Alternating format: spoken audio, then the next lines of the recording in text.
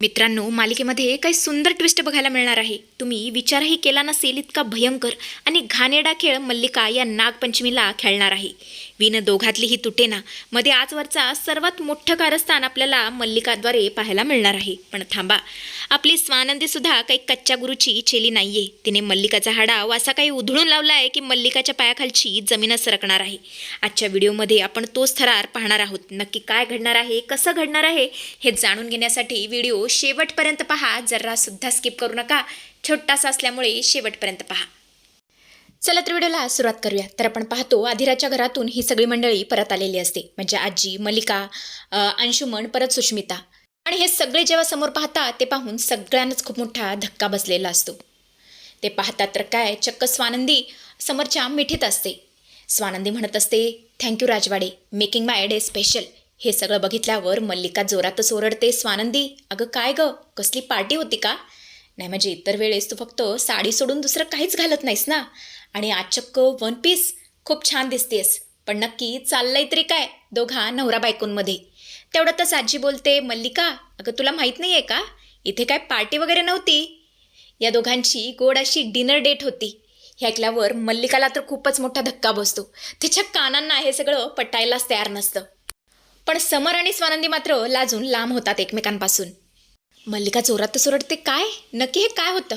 तेव्हा आजी बोलते, मल्लिका अगं तुझ्या लक्षात आलं नाही का, अगं हा सगळा आमचा प्लॅन होता. तुम्हा सगळ्यांना तिकडे घेऊन जायचा आणि या दोघांना एकांत द्यायचा, हा माझ्या पिंट्याचा प्लॅन होता. आणि या सगळ्यामध्ये आपली आधिरा सुद्धा सामील होती आणि तिच्या घरचे सुद्धा. सगळ्यांनी मिळून हा प्लॅन बनवला होता आणि या सगळ्यामध्ये तुम्ही अडकला गेलात.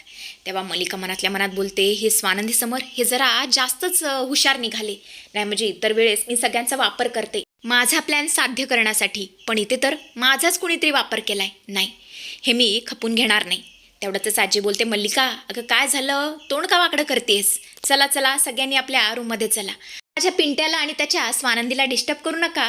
त्यांचे काही प्रायव्हेट मुवमेंट्स आहेत जे की त्यांना एन्जॉय करू द्या. चला बरं पटकन, असं म्हणत असती मुद्दामच मल्लिकाला तिकडून घालवते.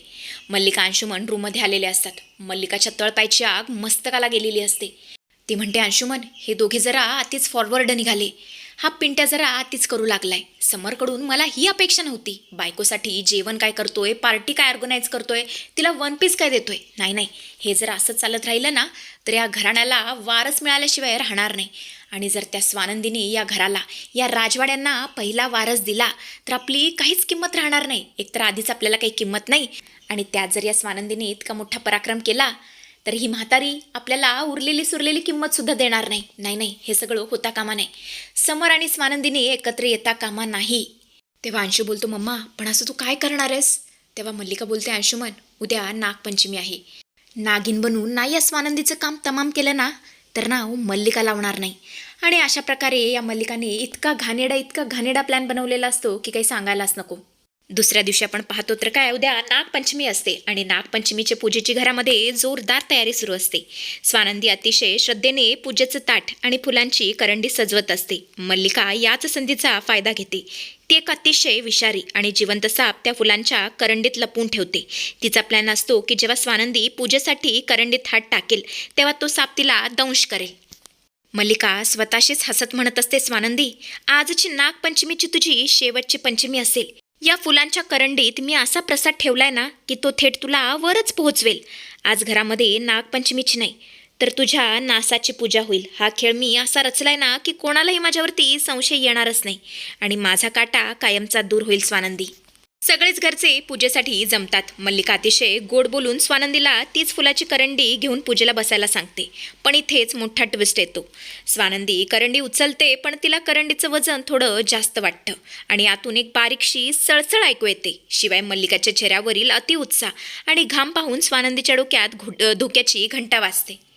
इथेच खरा खेळ सुरू होतो मित्रांनो. स्वानंदी करंडी उघडणार इतक्यातच तिची नजर मल्लिकाकडे जाते. मल्लिकाचे डोळे करंडीवर रोखलेले असतात.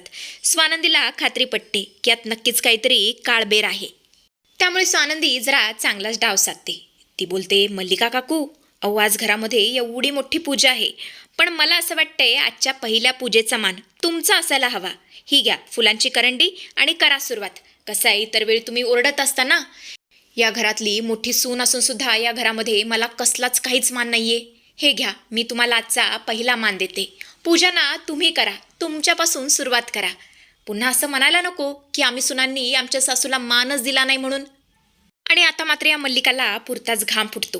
ती पुरतीच अडखळते आणि बोलते, अगं नाही नाही स्वानंदी, अगं तू या घरची मोठी सून आहेस, अगं तू आमच्या समरची बायको आहेस. आणि तसं पण आता मी मानपान वगैरे घेऊन काय करू, मी झाले म्हातारी. आणि तसं पण या घरची सवाशण बाई कोण आहेस, तू आहेस. आणि तसं पण सवाशण बाईलाच हे सगळं शोभतं, पूजा वगैरे करणं. आता आमचे काय दिवस सरले, आम्ही झालो म्हातारे, आता आम्हाला असलं काही शोभत नाही, तुम्ही मुलांनीच पूजा करा. तेव्हा स्वानंदी बोलते, का काकू अचानक एवढा मोठेपणा का देताय तुम्ही मला, की या करंडीत फुलाऐवजी दुसरंच काहीतरी दडून ठेवले तुम्ही, तुमचे हात बरं का कापतायत. मल्लिका अंशुमनला पुरताच घाम फुटलेला असतो. मल्लिका म्हणत असते, नाही ग स्वानंदी, तसं काहीच नाहीये, कर तू पूजा. तेवढ्यातच ही मूर्ख सुष्मिता बोलते, मॉम इन लॉ, ताई तुम्ही दोघे कशाला उगाच भांडताय, पूजाच करायची आहे ना, मी आणि अंशुमन करू.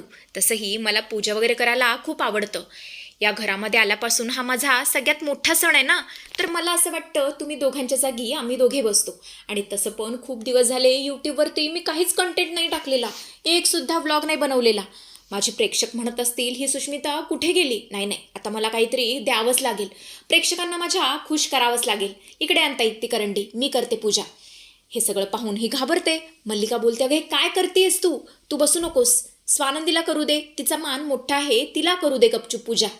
पण ऐकेल ती सुष्मिता कसली, ती कोणाचंही ऐकायला तयार नसते. स्वतःच्या हट्टाला ती पेटलेली असते, तिला मोठेपणा गाजवायचा असतो. अंशुमन सुद्धा तिची समजूत काढतो आणि बोलतो, सुष्मिता, सुशबाळा, तुला समजत नाहीये का, मॉम सांगतेय ना, तो मान स्वानंदी वहिनीचा आहे, मग तिला दे ना, कशाला पुढे पुढे करतेस, असं म्हणतच तू डोळा वगैरे मारण्याचा प्रयत्न करू लागतो. सुष्मिताला खुणवण्याचा प्रयत्न करू लागतो. पण सुष्मिता इतकी मूर्ख असते की तिला कोणाचेच इशारे कळत नसतात. परत मल्लिकासुद्धा तिला खुणवत असते. पण ही सुष्मिता स्वतःच्याच धुंदीत इतकी गुंतलेली असते की तिला कोणाचं ऐकायचंच नसतं, कोणाकडे बघायचंच नसतं. तेवढंच आजी बोलते, काय लावलं हे सगळं, पूजा करायची, पूजेला जास्त महत्त्वाचं आहे, कोणी केली, कोणाच्या हस्ते झाली, याला महत्त्व नाही आहे. हे बघा, सुष्मिताला जर पूजा करायची आहे ना, तर तिला करू द्या. तसंही ती या घराची नवीन सून आहे आणि मला असं वाटतं सगळ्या पूजांचा मान सुष्मितालाच मिळाला पाहिजे. आणि तसं पण माझी नंदू जेव्हा या घरामध्ये नवीन सून बनून आली होती ना, त्यानंतरचे सगळे सण तिच्याच हस्ते झालेत. नाही म्हणजे आत्ता होलिका दहनापर्यंत सुद्धा सगळे कार्यक्रम त्या दोघांच्याच हस्ते झालेत. त्यामुळे असं मला वाटतंय की नवीन मान आता नवीन सुनेला मिळाला पाहिजे. ये ग सुष्मिता, कर. आणि मग काय, सुष्मिता लगेच ती करंडी उचलायला जाते. मल्लिका जाम घाबरलेली असते. ती जोरजोरात तोडायला सुरुवात करते, सुष्मिता करंडी सोड, करंडी सोड, अगं त्यामध्ये नाग आहे, करंडी सोड सुष्मिता, करंडी सोड, असं ती जोरजोरात तोडायला लागते. सगळेच घाबरतात आणि तेवढ्यातच समर येतो आणि नागाला धरतो. समरला खूप मोठा धक्का बसलेला असतो. हे सगळं काय सुरू आहे, मल्लिका काकू काय ओरडते, त्याला खरंच काही समजेना झालेलं असतं. आजी जोरातच ओरडते, नाग, नाग इथे कसा काय आला, आणि या फुलांच्या करंडीत नाग काय करतोय. तेव्हा स्वानंदी बोलते, राजवाडे आजी, मी सांगते, हा सगळा काय डाव आहे ना, ते मी तुम्हाला सांगते. दुसऱ्यांसाठी खड्डा खणलात ना, की त्याआधी स्वतःच पडावं लागतं काकू, हे विसरलात का तुम्ही. तुम्हाला वाटलं की तुम्ही या मुख्य प्राण्याला घरात आणून माझा जीव घ्याल, पण कसं आहे ना, या घरातल्या खऱ्या नागिनीला मी कधीच ओळखलं होतं. तेव्हा मल्लिका बोलते, समर, ही स्वानंदी वाटेल ते बोलतेय, माझ्यावरती खरंच आरोप करते, मला काहीच माहीत नव्हतं, माझा याच्याशी काहीच संबंध नाहीये. तेव्हा स्वानंदी बोलते, बास करा हे सगळं नाटक, कधी नव्हे ते आज तुम्ही मला पूजेचा मान दिला. सुष्मिता हे सगळं करायला गेली तर तिला सुद्धा तुम्ही अडवलत आणि जोरात ओरडलात ना, तिला सावध केलं की यामध्ये साप आहे, नाग आहे, हे तुम्हाला कसं माहिती. आणि बहुतेक काकू तुम्ही हे विसरलाय, या घरामध्ये CCTV फुटेज आहेत, आम्ही चेक करू शकतो आणि सरळ माहिती पडेल की या करंडीमध्ये नाग कुणी ठेवला होता. त्यामुळे प्लीज आता खोटं बोलू नका, तुमची नाटकं बंद करा. सुष्मिताला खूप मोठा धक्का बसलेला असतो. आजी, समोर सगळेच आता चिडून या मल्लिकाकडे बघू लागतात. मल्लिकाची बोलती पूर्णपणे बंद झालेली असते, कारण स्वानंदीने तिचा बुरखा फाडलेला असतो सगळ्यांसमोर. समोर आता जोरातच ओरडतो, काकू, अहो तुम्हाला लाज वाटली नाही, तुम्ही माझ्या बायकोच्या, माझ्या प्रेमाच्या, माझ्या नंदूच्या जीवावरती उठलात. नाही, मी तुम्हाला सोडणार नाही. आजी बोलते, हो पिंट्या, या बाईला सोडू नकोस, हिने खूप मोठं महापाप केलंय, आज ही आपल्या नंदूचा जीव घेण्याचा प्रयत्न करत होती. तेव्हा आता आजी आणि समर तिच्या विरुद्ध काय निर्णय घेतील, कशी तिची नांगी ठेचतील, हे सगळं बघणं खूप इंटरेस्टिंग ठरणार आहे. असेच अपडेट्स बघत राहण्यासाठी आपल्या चॅनलशी कनेक्टेड राहा. Till then bye bye, thanks for watching.